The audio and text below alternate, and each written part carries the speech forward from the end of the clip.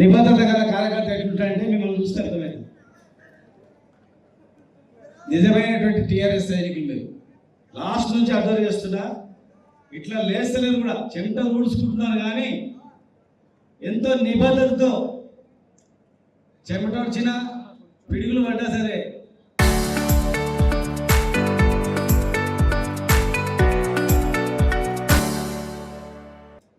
మేము ఇట్లే కూర్చుంటామని చెప్పి మరి నిజాయితీతో కూర్చున్నటువంటి మీ కార్యకర్తలకు అందరికీ శిరస్సు వచ్చి మీ అందరు కూడా పేరు పైన నమస్కారం చేస్తున్నాం. మన పార్టీ కావాల్సింది ఇలాంటి కార్యకర్తలు. ఒక్క పైసా ఇవ్వకపోయినా, బండి పెట్టకపోయినా, బస్సుల పైన ఎక్కి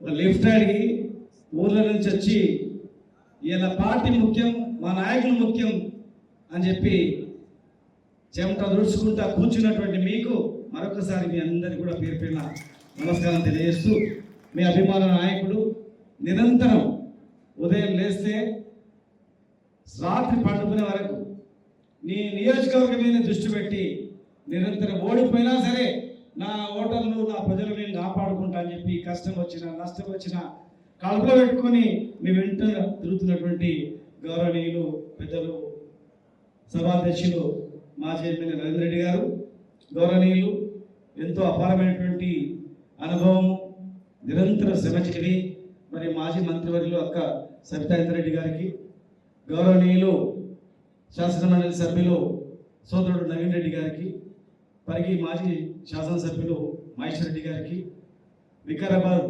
మాజీ ఎమ్మెల్యే సోదరుడు ఆనంద్ గారికి, జిల్లా పరిషత్ వైస్ చైర్మన్ విజయ్ గారికి, దయచేసి క్షమించాలి, చాలామంది ఉన్నారు మైపాల్, అందరికీ వేదిక అందరికీ పేరు పేరున సర్పంచులు, జెడ్పీటీసీలు, మాజీ జెడ్పీటీసీలు, వివిధ జిల్లా చైర్మన్లు, మాజీ చైర్మన్లకు అందరికీ, అన్ని రకాల వర్గాల అందరికీ ఈ కష్టకాలంలో ఈ నియోజకవర్గంలో కేసులు పెట్టినా, భయపెట్టించినా భయపడకుండా పార్టీ మాకు ముఖ్యం, మా నాయకుడే మాకు ముఖ్యం అని చెప్పి నిరంతరం ఈరోజు వెన్నంటున్నటువంటి మీ అందరికీ ఏ దానికి ప్రలోభాలకు లొంగకుండా మరి మళ్ళీ అధికారం తెచ్చుకుంటామని చెప్పి శ్రమిస్తూ, బాధలు పడుతూ, కష్టాలు పడుతూ పార్టీ భుజాలు వేసుకొని మోస్తున్నట్టు మీ అందరికీ పేరు పేరున తల వంచి నేను హృదయపూర్వకమైనటువంటి నమస్కారాలు తెలియజేస్తూ, చాలా విషయాలు ఓటర్ నమోదు గురించి చెప్పిండ్రు, కొన్ని విషయాలు చెప్తాను దయచేసి. ఇది ఆషామాషి కాదు. నీవు తర్వాత ఓటు పోయిన తర్వాత మళ్ళీ ఏం మొత్తుకుని ఏమి ఉండదు. ఇక ఓటు ఉంటేనే నీకు విలువ బిడ్డ. నా ఇంట్లో 10 ఓట్లు ఉన్నాయి, 5 ఓట్లు ఉన్నాయి అని చెప్పుకునే అందరు ఓట్లు ఉంటేనే నీకు విలువ ఉంటుంది. లేకపోతే ఊళ్ళో నేను ఎవరు అనేది సర్పంచ్ ఎలక్షన్ వచ్చింది అనుకో, ఇవాళ నువ్వేం చెప్తావు, అరే 10 ఓట్లు ఉన్నాయి, 5 ఓట్లు ఉన్నాయి అని చెప్తావు. అన్నా నాకు 5 ఓట్లేనా, మా ఇంటికి వచ్చిపోరా అంటావు. రాకపోతే ఇంకా రాలేదని చూస్తూ ఉంటావు అంటావా, పిలుస్తావు. ఊళ్ళో రాగానే ఓటు ఉన్నోడికి వాల్యూ ఉంటుంది. నీ ఓటు లేదనుకో, ఈ ఓటు దేకండి నేను గుర్తుపెట్టుకో. ఇక పోయిన తర్వాత నువ్వు నరేంద్ర రెడ్డి గారు ఏం చేయలేదు, అక్క ఏం చేయలేదు, మేమేం చేయలేము, ఈవెన్ కోర్టు పోతే కూడా ఏం చేయలేదు. గుర్తుపెట్టుకోండి. ఏమన్నా ప్రూఫ్ ఉంది, గీఫ్ ఉంది అని చెప్తే కూడా ఏం కాదంట. అటు పోతుంది, ఇటు పోతుంది, యాడ్లో ఉంది, ఆడుంది, ఇడు అది పోతుంది, ఇది పోతుంది. గుర్తుపెట్టుకో. చాలా జాగ్రత్తగా ప్రతి ఒక్కరు మీరు చేయాల్సింది ఏంటంటే మీ బిఎల్ఓ ఎవరో తెలుసుకోవాలి. డబుల్ చెప్పాను, నేను చెప్పాను. బూత్ లెవెల్ ఆఫీసర్ ఎవరో మీ బిఎల్ఓ తెలుసుకోవాలి. ఆమె పేరు, ఆమెనా అతడా పేరు తెలుసుకొని ఆయన ఫోన్ నెంబర్ తీసుకోవాలి. ఫోన్ నెంబర్ చేయాలి, పెట్టుకోవాలి. తర్వాత సెకండ్ ఏం చేయాలంటే ఓటర్ లిస్ట్ మీ దగ్గర ఉండాలి. ఓటర్ లిస్ట్ పెట్టుకోవాలి. మీ బూత్ లెవెల్ ఆఫీసర్ పేరు తెలుసుకోవాలి. వాళ్ళతో టచ్లో ఉండాలి. ఎప్పుడు వస్తున్నావు అమ్మా తల్లి, ఎప్పుడు వస్తున్నావు సార్ మా ఊరికని అడగాలి. వాళ్ళు వచ్చినప్పుడు వాళ్ళు ఎంబడి ఉండాలి. జూన్ 24 నుంచి స్టార్ట్ అవుతుంది, జూలై 24 వరకు ముగిస్తుంది. ఈచ్ వ్యక్తికి ఫామ్ ఇస్తారు. ఆ ఫామ్ లింక్ చేయాలి. ఇది అంతకుముందు ఉన్నట్లు కాదు. ఇది 2002 తర్వాత మళ్ళీ ఇప్పుడు జరుగుతుంది. ఇది చాలా ఇంపార్టెంట్. ఇప్పుడు ఇది డిజిటల్ మ్యాపింగ్ అవుతుంది. నువ్వు కంప్యూటర్ తీసుకుపోయి నేను కూడా నమోదు చేస్తాను, పిచ్చి పిచ్చి వాళ్ళు లేదు, ఎక్కువ తెలిసి ఉపయోగించదు. కంప్యూటర్ వాళ్ళ దగ్గరనే ఉంటుంది, దాని ఎంబడి మనం ఉండాలి. అంతే ఉండి ఓటర్ లిస్ట్ దగ్గర ఉంటుంది కనుక టిక్ కొట్టుకోవాలి. ఎవరెవరికి ఫామ్లు ఇచ్చారో టిక్ కొట్టుకోవాలి. ఫామ్ వాపస్ ఎవరో వచ్చింది టిక్ కొట్టుకోవాలి. నెల రోజుల తర్వాత మళ్ళీ మీకు జూలై 30th నుంచి ఆగస్టు 30th వరకు, జూలై 26th 27 నుంచి మళ్ళొక 4 రోజులు అభ్యంతరాలు స్వీకరిస్తారు. ఇంకేమైనా ఆబ్జెక్షన్స్ ఉన్నాయా అని చెప్పి. ఆ ఊర్లో పెళ్లి కాకుండా అంతకుముందు ఆ ఊర్లో ఉంటుంది ఆమె పేరు, సపోజ్ ఆమె పేరు మీకు లింక్ చేయాలి. అంతకుముందు అక్కడ ఆ ఓటర్ లిస్ట్లో ఉంటే ఇప్పుడు పెళ్ళి అయింది ఊరికి వచ్చింది అని చెప్పి. కొందరు అంతకుముందు 2002లో ఓటర్ కాకపోయిండొచ్చు, కానీ మా తండ్రి ఉండే ఇట్లా, మా తల్లి ఇట్లా, సార్ ప్రూఫ్ పెట్టాలి. ఒక ప్రూఫ్ అనేది యాడ్ చేయాలి. ఏదో లింక్ దొరికినప్పుడు ఏం చేయాలంటే ప్రూఫ్ చూపించాలి. చూపించి 1 monthలో మన అభ్యంతరాలు తీసిన తర్వాత ఇచ్చిన తర్వాత October 2 మన ఫైనల్ పబ్లికేషన్ అయింది. అప్పుడు అంత లోపల మ్యాపింగ్ అయిందా లేదా, కరెక్ట్ ఉందా లేదా, అభ్యంతరాల కన్నా ముందు వచ్చిందా లేదా, రాకపోతే మళ్ళీ అభ్యంతరాలలో ఛాన్స్ ఉండదు. నీకు మ్యాపింగ్ కాలేదనుకో, ప్రాబ్లం వచ్చింది అనుకో, నువ్వు చూపించాలి, సార్ నాకు ఇది ప్రూఫ్ ఉంది, నాది యాడ్ కాలేదని చెప్పి. అప్పుడు నీకు మళ్ళీ యాడ్ చేస్తారు, ఫైనల్ వస్తుంది. ఈ ఫైనల్ పబ్లికేషన్ అయ్యేంత వరకు ఇచ్చినటువంటి ప్రతి పార్టీకి బిఎల్ఏలు ఉంటారు. నువ్వు ఒక్కడే కాదు, మళ్ళీ గుర్తుపెట్టుకో, బిఎల్ఓకు ప్రతి పార్టీ నుంచి ఉంటారు. కానీ వాళ్ళ గురించి వదిలిపెట్టండి. మీరు మీ బాధ్యత, మీ ఇద్దరు మీ ఊళ్ళో ఒక్క ఓటు మిస్ అయినా మీదే బాధ్యత. ఒక్క ఓటు మిస్ అయినా అనుకో, పార్టీ నిన్నే అంటుంది, గుర్తుపెట్టుకో. ఏం పని చేసినావా అని చెప్పేసి. పని చేసేటోడే ఇలా ఉండండి. ఇదేదో నా పేరు లేకపోయినా ఫీల్ కాకండి. అరే నేను ఊర్లో నేను పెద్ద మోదేవారు ఉంటే, పార్టీ పుట్టినప్పటి నుంచి నేనున్నా, తెలంగాణ ఉద్యమంలో నేనున్నా, నా పేరు పెట్టలేదు అనేది ఎట్లా అని అనుకోకండి. దీంట్లో కావాల్సింది అనుభవం కాదు, ఉద్యమం కాదు. దీంట్లో కావాల్సింది ఏంటంటే పని టైం ఇచ్చేటోడు కావాలి, పిలిచినోడు కావాలి, లౌక్యం ఉండేడు కావాలి. ఇది గుర్తుపెట్టుకోండి. దీనిలో పేరు రానంత మాత్రం నీ కిరీటం పడిపోదురా బాబు. కనుక నీవు ఆయన ఇచ్చిన పేరుకు సహకరించి ఎమ్మడి తిరగండి. ఇది మాత్రం మీరు మర్చిపోకండి. మీరు దీన్ని మర్చిపోయింది తర్వాత చెప్తే కాదు. మొన్న ఒక రాష్ట్రంలో వెస్ట్ బెంగాల్లో 86,000 ఓట్లు గల్లంతైనాయి. కోర్టుకు పోయిన వాళ్ళు, కోర్టుకు పోతే ఎన్ని ఓట్లు వచ్చింది తెలుసా? ఒక 15 మందికో 20 మందికో అలా చేసారు అంతే. మొత్తం అయినాయి. తమిళనాడులో కూడా దాదాపు 1,00,000 ఓట్ల వరకు పోయింది, 1,00,000 ఓట్లు పోయినాయి. ఏం చేయలేవు, గవర్నమెంట్ ఉంది వాళ్ళది, ఏమైనా చేసిందా? కాలేదు. కనుక నీకు విలువ దక్కాలంటే, నిజాయితీ గల సర్పంచ్ని ఎన్నుకోవాలంటే, ఎంపీటీసీని ఎన్నుకోవాలంటే, నీకు గౌరవం దక్కాలంటే ఖచ్చితంగా బిఎల్ఏలు పార్టీ నిబద్ధత ఉన్న వ్యక్తులు మాత్రమే ఉండాలి, అవగాహన ఉన్న వ్యక్తులు మాత్రమే ఉండాలి. ఇంతో చదువుకొని తెలివితేటలు ఉన్నటువంటి వాళ్ళని ముందర పెట్టి నడిపి, అంతే తప్ప వేరే వేరే మాత్రం చేయకండి దయచేసి. పోతే పార్టీ సభ్యత్వం అత్యంత పెద్ద సభ్యత్వం ఉన్నటువంటి పార్టీ వాళ్ళు.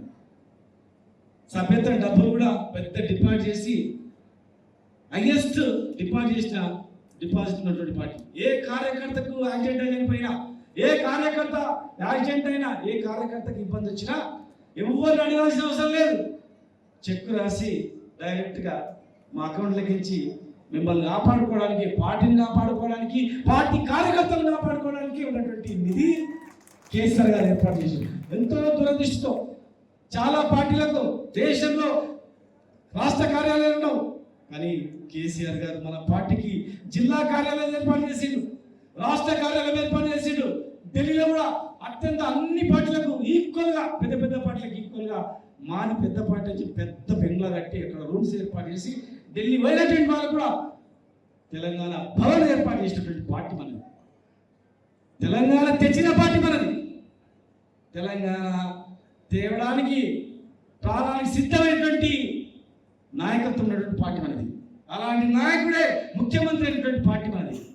అలాంటి నాయకుడే ఇలా అధ్యక్షుడిగా ఉండి పార్టీ నడుపుతున్నటువంటి పార్టీ మనది. కనుక దాన్ని దృష్టిలో పెట్టుకోండి. భూమి ఉన్నంత వరకు మన పార్టీ ఉంటుంది. చాలామంది మీ పార్టీ ఎక్కడ అవుతుందా, అక్కడ ఎక్కడ అవుతుందా. ఇలా ఇంతమందిని రాష్ట్రంలో చాలా ఇబ్బంది పెట్టిన పార్టీలు ఉన్నా ఇట్లా దొరికిందా? కార్యకర్త పోయిందా? మీరే చెప్తున్నారు, పిలిస్తే చాలా సార్ నువ్వు స్టేజ్ నిండిపోయింది. ఇది చాలా మంది కొంతమంది అలిగింటారు కింద. అమ్మ నేను పోతే పాటు నేను కింద కూర్చుంటే వాడు పైన కూర్చున్నాను. కొందరు ఏమనుకుంటారంటే, అరే మన పార్టీలు ఏమైపోయి కిందనే కూర్చుంటా, నేను పెద్ద హోదా వచ్చినా సామాన్య కార్యకర్తలు ఉంటా, ఆ పెద్ద మనసుతో ఆలోచించేవాళ్ళు ఉంటారు. ఇక్కడ మనం అంత కాంపిటీషన్ మన పార్టీకి ఉంటుంది. కనుక మీరేం దాన్ని ఆలోచన చేయకండి. రేపు ఏదో పార్టీ మనదే వస్తుంది, గుర్తుపెట్టుకోండి. ఎవరైనా పొరపాటున కొందరు ఏమనుకుంటారంటే, చెట్టు మీద కొమ్మ మీద ఎక్కుతారు. కొమ్మ ఎక్కి ఆయనకి చెట్టు కావాలి కానీ కొమ్మ వద్దు, చెట్టు నరుపుకుంటాడు.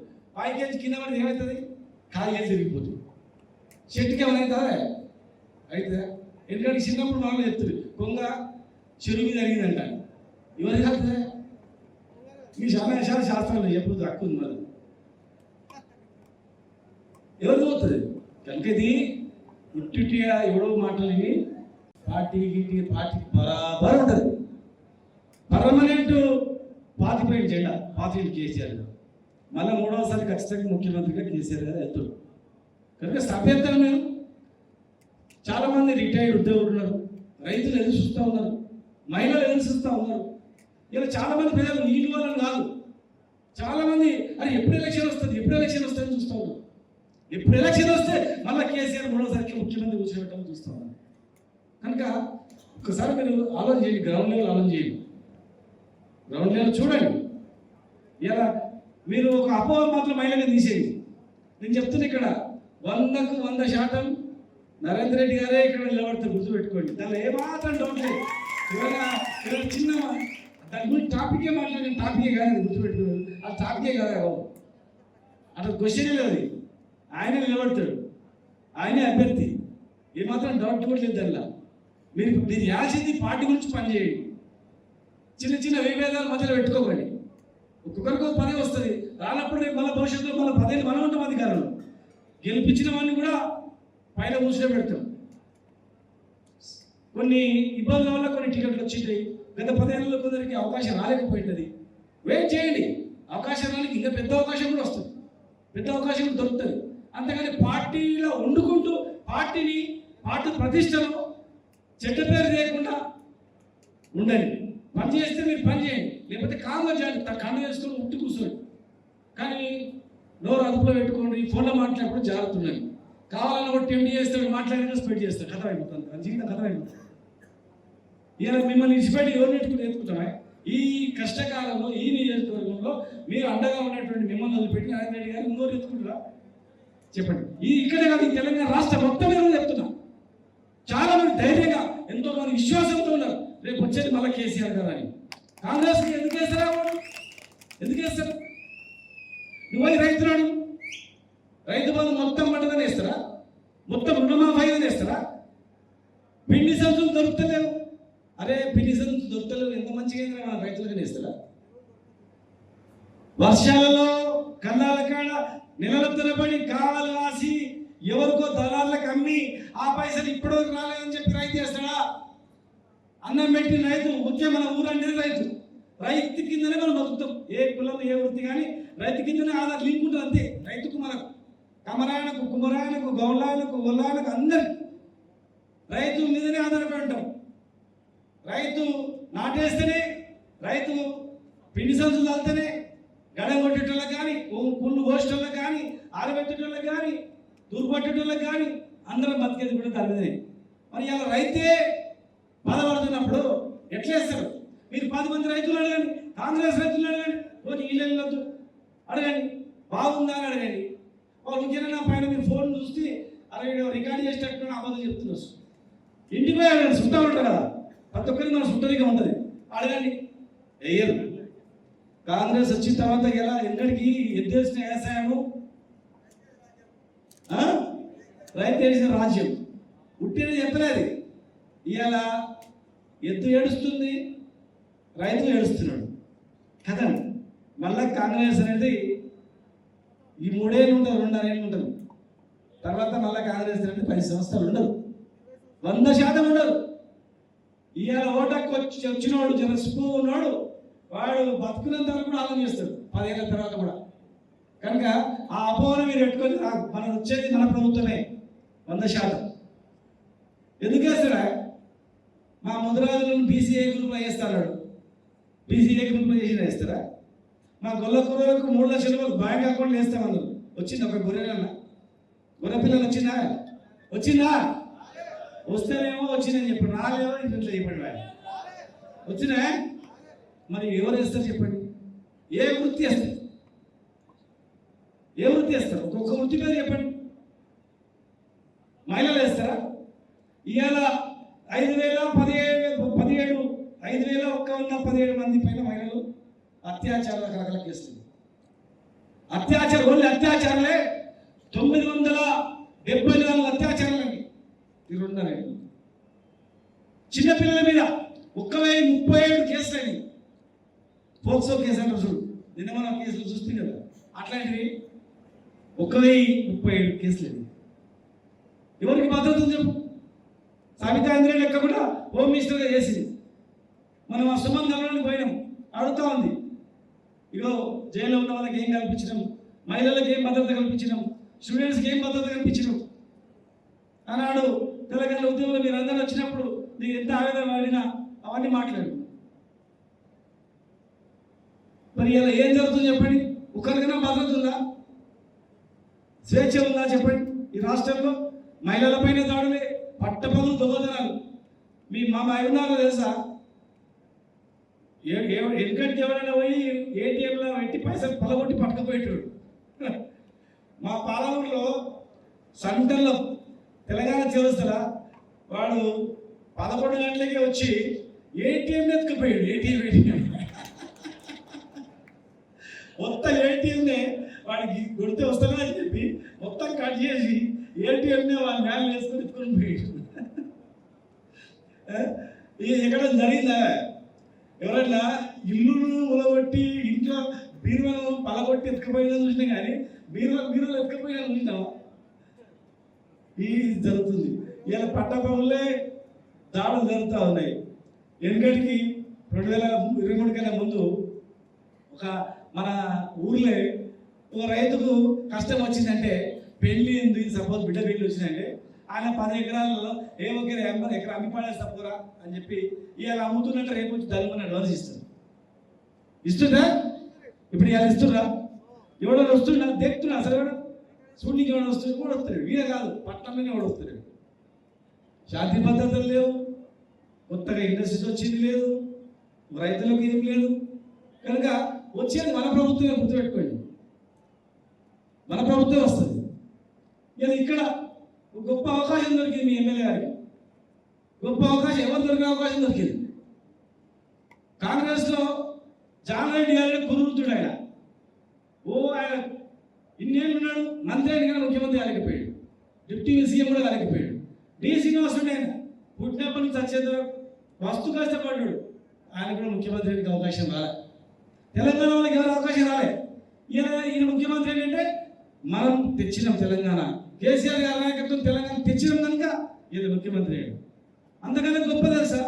జైపాల్ రెడ్డి గారు చిన్నగా స్టూడెంట్ ఉన్నప్పటి నుంచి యూనివర్సిటీ నుంచి గడగడలు ఆడించిన పార్లమెంట్ సభ్యులుగా ఉండి ఢిల్లీలో జైపాల్ రెడ్డి గారు క్వశ్చన్ వేస్తే వణికిపోయేది అందరు.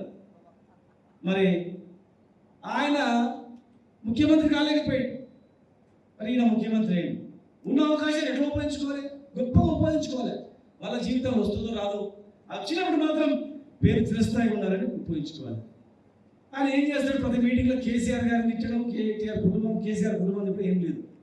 ఇప్పుడు నేను చెప్తా ఉన్నా, జిల్లా నుంచి ముఖ్యమంత్రి అయ్యాడు, ఎవరికి దక్కిన అవకాశం గురురామ కృష్ణరావు గారితో వచ్చినప్పుడు నీ ధ్యాస అంతా పాలమూరు రంగారెడ్డి జిల్లా ప్రాజెక్టు తొందరగా కంప్లీట్ చేయాలి, తొందరగా నీళ్ళు ఇవ్వాలి, వచ్చిన అవకాశాన్ని ఉపయోగించుకొని అన్ని పనులు చేయాలి, కేసులు కట్టు నీళ్ళకి బంద్ చేయాలి. గతంలో జరిగించు ఒకవేళ కానీ ఇప్పుడు నేను చేయాల్సిన పని నా జిల్లా చేయాలని చెప్పి శాస్త్ర పరిష్కారం ఎట్లున్నారు రైతుల మీద ఆలోచన చేయాలి. 3 బడ్జెట్లు అయిపోయినాయి, మిగిలినవి 2 బడ్జెట్లు. 2 బడ్జెట్లలో లాస్ట్ బడ్జెట్ ఎలక్షన్, ఇక మిగిలింది ఒకటే బడ్జెట్. ఒక్క బడ్జెట్లో రేపు వచ్చే ఒక్క బడ్జెట్లో ఎట్లా చేస్తారు, ఎట్లా కంప్లీట్ చేస్తారు చెప్పండి? ఎంత బాధ అవుతుందంటే, ఇవాళ మేము హైదరాబాద్లో శిల్పరామం అంటే తెలుసు, ఎవరికి అందరూ తెలుసు శిల్పరామం అంటే తెలుసు కదా. అలాంటి శిల్పరామాన్ని మా ఊళ్ళో పెట్టాం, అత్యంత అద్భుతంగా నడి గడ్డ మీద పెట్టాం. రాత్రి తెలిసింది, రాత్రికి ఆ శిల్పరామాన్ని లీజుకి ఇచ్చేసినట్ట 10 ఏళ్ళు. ఎట్లు ఇచ్చింది రామయ్య? నేను సార్ ఓపెన్ యాక్షన్ పెట్టినంటే ఇచ్చినట్టు. ఓపెన్ యాక్షన్ పెట్టినంటే పేపర్ రావాలి కదా భయ్, అరాజు కావాలి కదా భయ్, కలెక్టర్ ఆఫీస్లో, టౌన్ హాల్ కాల్లో. అది ఏదైనా అంత విచిత్రం అంటే 10 ఏళ్ళు వాళ్ళు ఇచ్చినట్టు రాసుకున్నారు, అందరు వచ్చినట్టు రాసుకున్నారు, ఇచ్చి పాడేసినట్టు రాసుకున్నారు. ఇలా మీరు రావాలి సార్ శిల్పరామాన్ని ఇచ్చిరండి లేదు. ఇలా నేను నేను వద్దామని చెప్పిన వీడికి ఆల్రెడీ నిర్మల్ కూడా ఒక ప్రోగ్రాం ఉండే, సర్వయ్య పాపన్న విగ్రహావిష్కరణ, అక్కడ కూడా పోతలేను. మరి అన్న రమ్మంటుడు, అక్క ఇద్దరు కలిసిపోతామని చెప్పింది. ఒక్కడే చెప్తున్నా, ఇప్పుడు కట్టినవి అమ్మడం బట్టి భూములు పోవట్టే, మరి ఎట్లా మన పరిస్థితి? దాని మీద దృష్టి పెట్టాలి. శాస్త్రంగా పేరు నిలిచిపోతుంది. కానీ ఈ సమయం అయిపోయిన తర్వాత ఎలక్షన్ల కన్నా ముందు కేసీఆర్ గారిని తిట్టి మళ్ళీ 5 ఏళ్ళు కేసీఆర్ గారిని తిట్టి సరిపోతే ఈ వచ్చిన అవకాశాన్ని ఉపయోగించుకోకపోతే మరి ఇలా ఎంత గర్వంగా నేను మామూలు బిడ్డని చెప్పుకుందో మరి ఇవన్నీ చేయకపోతే అంత రివర్స్లో మీకే ఉంటుంది అవకాశం. కనుక దాన్ని దయచేసి చెప్తా ఉన్నా మీ వేదిక ద్వారా వేధింపులు కేసులు పనిచేసి ఈ ఉన్న అవకాశాన్ని ఉపయోగించుకోండి, సద్వినియోగం చేసుకోండి, మంచిగా ఉంటుంది. సరే మీ ఇష్టం, మేము చెప్తున్నాం, మా మాట వింటనే అనుకోం, అది మీ విజ్ఞతకి మేము వదిలేస్తున్నాం. కానీ మీరు మాత్రం చెప్తున్నా, దయచేసి కార్యకర్తల నాయకులు మాత్రం చెప్తున్నా, మీరు సమన్వయంతో మీరు పనిచేయండి. రాబోయే ప్రభుత్వం మనదే. ఇవాళ ఏ కార్యకర్త గతంలో తెలుసో తెలియకో అభివృద్ధి పేరు మీద దృష్టి పెట్టి పట్టించుకోలేకపోవచ్చు. నిజాయితీ కార్యకర్తలు కొంతమందికి లాభం జరగకపోవచ్చు, నష్టం కావచ్చు. కానీ ఈరోజు రేపు జరగబోయేటువంటి ప్రభుత్వంలో, రేపు రాబోయేటువంటి ప్రభుత్వంలో ఈనాడు వెంటనేటువంటి కార్యకర్తనే మాకు ముఖ్యమైన నాయకుడు, మాకు అధిష్టానం. వాళ్ళు మాత్రమే గుర్తుపెట్టుకోండి. ఎవరిని కూడా మర్చిపోం, ఎవరిని కూడా విస్మరించినాం. సీనియర్లు కూడా చెప్తా ఉన్నా, ఇంతమంత సీనియారిటీ, ఇంత భవిష్యత్తు ఉన్నటువంటి పార్టీ, రేపు రాబోయే భవిష్యత్తు పార్టీ ఎవరి మాటలు వాళ్ళ మాటలు నమ్మకండి. మీరే నేను మాటలు నీ అన్న మాటలు తప్పైతే మీరే పరీక్షించుకోండి. బస్సు ఎక్కిపోండి, లేకపోతే మీ భార్యకి ఎట్లా ఫ్రీ బస్సే కదా, ఎక్కిపోయిరాపోవే సాయంత్రం వరకు తిరిగిరాపో. ఒక 20 మందిని అడగని చెప్పు, పాన్ షాప్ పని అడగండి, పండ్ల దుకాణం అడగండి, పూల దుకాణం అడగండి, కూరగాయల దుకాణం అడగండి, మందల షాపులు మన గడ్డ షాపులో అడగండి, మా ఇష్ట దుకాణం పోయి అడగండి, కళ్ళ దుకాణం పోయి అడగండి, లేకపోతే మటన్ షాప్ కూడా అడగండి, మా రైతులు పోయి అడగండి, నాటేసి మా ఎక్కడ పోయి అడగండి. ఎక్కడ పోయిందే 4,000 పెన్షన్ వచ్చినాయి. ఇలా మనం ఇచ్చిన 2,000 లేకపోతే ప్రతి కుటుంబంలో ఎన్ని కష్టాలు ఉండేవి. ఇలా మనమే 4,000 రూపాయలు విగ్రహానికి ఇవ్వకపోతే 3 గుంటలు అన్నం తింటుండేనా? చెప్పండి. లేదు. ఇంకా చాలా విషయాలు ఉన్నాయి, కానీ ఇంకా మేము మళ్ళీ వస్తాం, చెప్తాం. దయచేసి మీరు మాత్రం సభ్యత్వ నమోదులో పాల్గొనండి, ఖచ్చితంగా చేయండి. ఇంత జరుగుతున్నా కానీ సీట్లు దొరకకపోయినా కానీ నిలబడి ఉంటున్నాం అంటే మీలో కసి ఉందనేది మాకు అర్థమవుతుంది. మేము పోయి కూడా చెప్తాం, కరగన వేయించినాం, ఇవి నిలబడి ఉన్నారు, సబితక్క మాట్లాడి అయిపోయేంత కూడా లేవలేదు చూసినామని చెప్తాం. కనుక ఇలాంటి కార్యకర్తలే మాకు కావాలి. ఇలా మాటికి లేచేటోళ్ళు వచ్చేటోళ్ళు కాదు, ఇట్లా వస్తుంటూ పోతుంటారు. అలాంటి వాళ్ళు కూర్చొని వినేటోళ్ళే మాకు కావాలి. అలాంటి వాళ్ళని కూడా మేము రికార్డ్ చేసుకొని మేము గుండెలు పెట్టుకుంటాం. పార్టీలు కాబట్టి కార్యకర్తలను ఖచ్చితంగా రేపు భవిష్యత్తులో మీకు మంచి భవిష్యత్తు ఇస్తామని చెప్పని కూడా మీ ద్వారా తెలియజేస్తూ, జై తెలంగాణ, జై కేసీఆర్.